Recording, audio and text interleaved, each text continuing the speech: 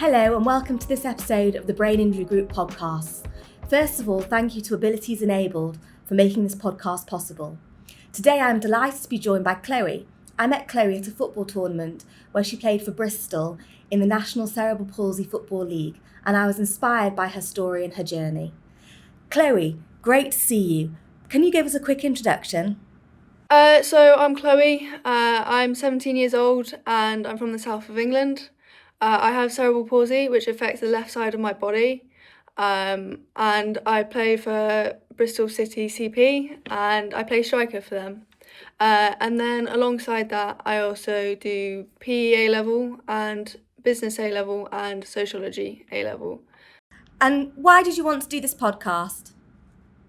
I wanted to do this podcast mainly because I wanted to spread awareness for people with disabilities and without disabilities, because I think it's important that people with disabilities see a sign of hope and feel a kind of peace knowing that other people are going through the same thing. And I also want to spread awareness to those who don't have a disability, because I think a lot of misconceptions come from not knowing or not being educated. And so the main reason why I wanted to do it was to educate people. Thank you. And just tell us a bit so we can understand about cerebral palsy in sport, what it specifically means to you and any challenges you face, maybe sort of fatigue, and any misconceptions people have about cerebral palsy. So I have cerebral palsy along the left side of my body, so that impacts my strength, balance and speed. I used to play mainstream football up until from about 5 to about 13, 14. And the reason why I stopped playing mainstream was because I couldn't compete physically. I couldn't, be as fast as them, and mainly because I struggled a lot with my confidence, and I felt not as good as everybody else. And so I decided to stop, and so I took a break from football, which was a real shame because football is a real passion of mine. And so about a year ago, we then found CP specific football, and since then I've honestly never felt more at home, if I'm honest, because there's coaches that specialise in CP and so know when things are going wrong or when things are going right, and they're very understanding. And so, yeah. That's great. What misconceptions do you think people have about cerebral palsy? I think the main misconceptions are that people with CP have experienced it the same and have the same diagnosis, which honestly couldn't be further from the truth because everyone's affected differently.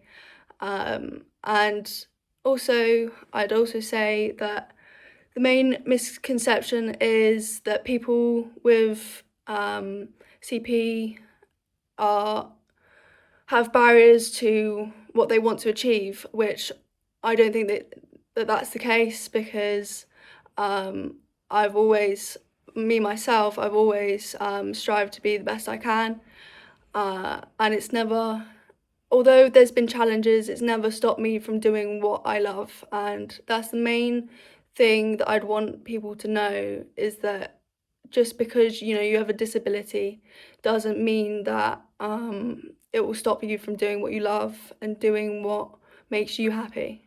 Yeah. And also another one is that people with CP don't work as hard, which honestly rattles me, because for me, I have to work twice as hard, if not 10 times as hard, to achieve what I want to achieve, both in sport and academically, because I have 50% extra time when it comes to my education. So that means, I have extra time, and a lot of people think that it's unfair that I have 50% and they only have a certain amount, which honestly, when I hear it, it honestly makes me quite sad, because all it does for me is put me on a level playing field. and I feel like that's, it gives me an equal opportunity that a lot of people with disabilities strive for. So yeah, that's... Thank you. I'd love to hear a bit more about your journey into football and how you started playing, and a bit more about the National Cerebral Palsy Football League. So I started playing football at about 4 or 5 years old. And if I'm honest, I was told by specialised doctors that I'd never be able to play sport as a team, be part of a team. And I've always grown up with sport in my family. So my mum, when she heard this, she was not going to have it. She did everything she could to make sure at a young age that I had the best opportunities that I could. So that meant, me doing physiotherapy every week, which helped obviously with my movements on my joints and my flexibility. I also wore splints at a young age as well, some up to my knee. So yeah, I think it was done at a young age because as I got older, I became more conscious of the way I looked, as every teenager does. But I think with disabilities, I think that people with disabilities really struggle because they're constantly conscious of, if they're being judged by other people. And so I'm glad that I got all these things done, when I wasn't so conscious and I wasn't quite aware of, what people thought, or I didn't really care what people thought. I also had an eye patch to help my eyesight as well, because CP can impact neurologically as well. So yeah, and to be honest, I look back at pictures and it makes me quite sad because although I had no idea what I looked like, or I didn't care what I looked like, I look back and I think, it's quite sad. But I'm so glad that I did what I did, and my mum did what she did, my parents did what they did, to make sure that I didn't have those, barriers and those things put in place, that I wasn't so conscious when I was older, because... So it sounds like you've had a lot of support from your family. Tell us a bit about that, and coaches and teammates. Yeah, so I think, my family have always, and after every match or before every match or before every training session, my dad, for example, gives me coaching points. He likes to pretend he's a coach. I don't know how good of a coach he is, but yeah, he tries his best. But yeah, he always says, things I need to work on or things I did well previously. And also then my mum also likes to lighten the mood and just say, positive things, enjoy yourself, as you really should in sport. And yeah, I think that putting them together, as well as my coaches who have specialised in CP, either have children of their own with CP or have done and are educated on CP as a disability, are able to understand and spot when things aren't going great, or when things do go good. They're very good at motivating every single one of the players, not just me. That's brilliant. Can you tell us a little bit more about the National League and about sort of CP sport and your selection? About a year ago, my mum did some research into football because obviously I stopped when I was about 13 or 14, and then because there was no CP teams, but then I really pushed my mum to look for a CP team or anything, a women's team for that matter, because obviously women's sport is up and coming, but it's not not as prominent as men's, so it was quite difficult. And the only ones that we could find was Salisbury or some of that level, and that, with people who weren't disabled and were physically able. So that was difficult. And then I went on and found CP, Bristol, and yeah, they welcomed me into their team. I showed them what I was capable of, and yeah, although it challenges me being at national level, I think being someone with CP and being at national level is incredible, and having the opportunities that it's given me. For example, I've been able to go to Manchester to play against different teams and do different tournaments, which has been amazing for me, because I was never really with people who had ever had CP, and so joining Bristol really kind of helped me realise that I'm not alone. I thought no one was going through the same thing, but joining Bristol really helped me realise that people do go through the same thing and share the same passion I do. So that in itself, although it was a challenge, is definitely worth it. And most importantly, I enjoy myself. So, yeah. That's brilliant. So tell me a bit about how you train and your performance and how you adapt. What's your sort of weekly training routine, and how do you prevent injury and manage your fatigue, and how do you prepare mentally for matches? Well, so every weekend on a Saturday, usually, I do 2 hours of training with Bristol, who we do like gameplay, we do specialised, skills, which really helps, me develop. And then outside of the training sessions, I do 45 minutes twice a week on the treadmill, to help me with my fitness side of things, because my aspirations are to play for England, play for England, and I know how much of a challenge that is, but I understand that if I continue working hard and I continue what I'm doing, then I stand a good chance. Thank you.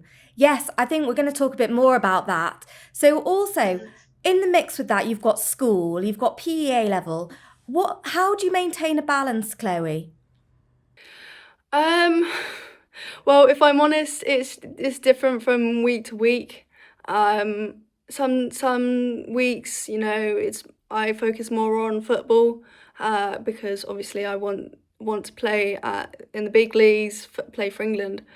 But I'm also very much aware that my education is important, and so if I don't have an exam or I don't have things getting in the way, then I play I play football. But one thing I have found, and the most challenging thing that I have found, is that when it comes to my processing, it takes me a long time to understand things, because it needs to be repeated and repeated and repeated, for me to understand it and for it to go into my long-term memory. And to be honest, for example, if someone takes, a couple of days to understand or revise for an exam, it usually takes me about a week, and hours on end. And to be honest, it's quite time consuming. But the results that I get from doing that are worth the time. So as much as it's hard and it's a hard balance to have, I think it's important that I balance them. And what support do you get? Do you feel you get enough support at school? Yeah. So yes and no. I get 50% extra time, and I also get rest breaks during my exams. So that allows me to kind of process things and take into consideration all the questions that there's a whole exam paper. and sometimes that can be overwhelming. And so I think that having that time to process and to understand and write down what I want to write down really helps. But what I have found is that with PEA level or PE GCSE in particular, because of the lack of awareness and lack of education of disability in PE, because it's just kind of assumed that if you have a disability you shouldn't take PE, which I honestly couldn't disagree more with. I think that, if you have a passion you should always strive to do your best when it comes to, if you have a passion. And my passion is sport, and I wasn't going to let my disability stop me from doing what I love. And that's kind of what I'd want people to know, is that having a disability shouldn't stop you from doing what you love and stop you from achieving what you want to achieve and unlocking opportunities that you didn't even realise that you could. I think that there's been a lot of support, but through lack of education from the exam boards for PE, it was a real challenge for me, because I really enjoyed sport, and it meant that when I had to do my exams, I had to really, really work hard for the theory side of things for it to kind of equal out with the practical, because there is a practical and a theory. And due to my disability, I was kind of classed as a person without disability, and that just simply isn't the case. And so I did score quite low on the practical side of things through no fault of my own. And I think through awareness and through education, that hopefully that may change for a lot of people. Thank you. So you really weren't provided with any sort of, gosh, I'm trying to think of the words now. It wasn't your disability wasn't accounted for. No, it wasn't. And we didn't know that until the exams came through, which was a real shock, as you can imagine. And I found it really quite hard to kind of, it kind of because I was predicted quite high, and then I got quite low, and it was due to my practical that made that happen. And I remember looking at it, and I was honestly heartbroken, because I'd put in so much work into my practical and into my theory, that unfortunately, due to a lack of education from the exam boards, it just, it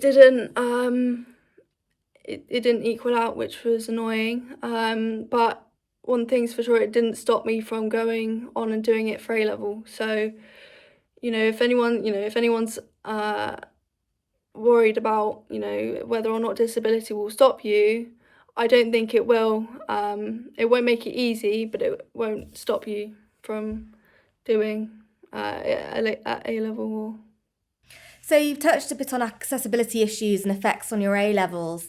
One thing that we talked about before the call was gender and disability in football at international and national and local challenges and levels. Do you want to tell me a bit about that? So, to be honest, there's been a lot of challenges when it comes to disability and when it comes to gender. As me being a girl and with a disability, it was double barriers, if you can imagine. But because, when I was in mainstream football, I struggled to find an all-women's team, and now even with a disability, it's even harder. I'm at Bristol. Who have a men's team, a men's team from about 16 to about 30, 40. That's the age range, because there's just not many people, who do sport and who are disabled. But one thing's for sure is there is about one or two of us, if not what, I find the only girl doing sport at national level, and I think that that's something that should change, because it's important that we all do sport. And I think that even without disability, I think that it's very the amount of women that do sport are very there's a minor amount. So I think that if there's anything, I would want people to do football and to do sport, because I think it's important. Thank you. So looking forward, what are your football goals, short and long term? So my aspirations are to play for England, mainly because that's the top level, but also because that's the only team that I think I'm aware of that have all women's CP, and I strive to want to play with people of my own gender, and so I think that's what I want to do. But also, if not, then I'd also want to be in and around disability sport and CP sport, because I'd want to be sharing my story and sharing what I love and my passion, and hearing other people's story. I feel like I would be quite understanding and quite empathetic. So I'd want to be an ambassador for it. And how about your education and career aspirations? Well, I'm umming and ahhing whether or not to go to university or not, and which one, to be honest. Because I don't want to be too far from home, but I also want to do the best I can. And if I work hard and I set goals of different grades that I want to get, I hope that through hard work that I will achieve, whatever I want to do academically. And what do you think needs to change in schools, and what would you like to see coaches change that would support you with your football? I think just having conversations and being able to talk about different people's experiences, and honestly, I think money needs to be put in to disability sport and disability education, because someone with a disability shouldn't be afraid of not getting the education that they deserve just because they have a disability. And so I think money and time needs to be put in to help that, because it's been put into mainstream education, and I think it needs to be put into education to do with disability as well. So, Chloe, do you have a message that you'd like to give to young girls in CP sport? I think the main message I want young girls to know is to not limit their ambition, and that to realise that their challenges are real, but they don't stop them from achieving what they want to achieve. And I hope by sharing my story and my experiences to young people, I hope it builds confidence for those who lack it, and I hope what I've done here today raises awareness that people should embrace their disability instead of hide it, and be proud of your disability, and that your disability will help open doors and opportunities you didn't even realise were possible. Thank you very much. Thank you for your time today, Chloe. I think today's conversations remind us that limitations don't define potential, and balancing A-levels with national level football is no small task. And doing it with cerebral palsy takes courage, discipline and belief. And a key takeaway message I have from this episode is that young people with disabilities don't need their goals lowering, they need them supporting, whether it's on the pitch or in the classroom. And you've proved ambition has no boundaries, but clearly outlined struggles that you've faced and that others will also face. But you've really demonstrated success isn't about having an easy path, it's about showing up on the hard days and chasing your goals in education and sport. So I think your story really challenges all of us to rethink what we believe is possible. So thank you very much. Chloe, we have a tradition here at Big where we ask our last speaker to ask our next speaker a question. And our last speaker was from Scope, and they've asked us, what are the challenges and also the benefits of playing national level football? Challenges are definitely strength, balance, speed. For me as a girl, and for me as someone with a disability, I still struggle, and that's something that I'm always working on to try and improve. And I hope that one day it will equal out at some point. But also I think that.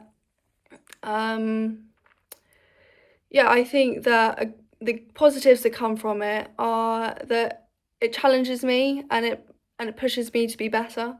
And if I want to, strive to play for England, I need these challenges to succeed. And I think that having these challenges on both when I was younger, as well as challenges to come, I think it's important that I have these so that I'm more resilient and more determined. I think that all of them together will help me to achieve what I want to achieve. Thank you. And do you have a question you could ask to our next speakers on the podcast? What do you wish more people knew about brain injury? It's a super question. Thank you very much. Thank you once again for joining us today at the Brain Injury Group for our podcast, and I'm sure you'll agree Chloe was a super ambassador for young girls in CP sport. Once again, thank you to Abilities Enabled for sponsoring us and enabling this podcast to go ahead. If you'd like to contact myself or anyone at the Brain Injury Group, please email us at inquiries@braininjurygroup.co.uk or contact us through the website.